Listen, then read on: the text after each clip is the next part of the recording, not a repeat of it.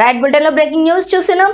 CM Revanth రెడ్డితో పాటు deputy CM Mallu Bhatti Vikramarka Delhi పర్యటనలో ఉన్న విషయం తెలిసిందే.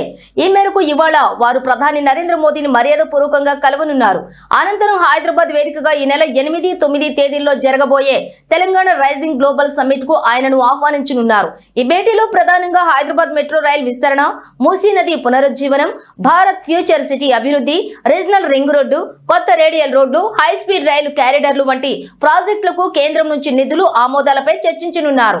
తెలంగాణ రాష్ట్ర విభజన సమయంలో చేసినటువంటి హామీలను అమలు చేయాలని సీఎం రేవంత్ తో పాటు డిప్యూటీ సీఎం విక్రమార్క ప్రధానిని కోరనున్నట్లుగా తెలుస్తోంది.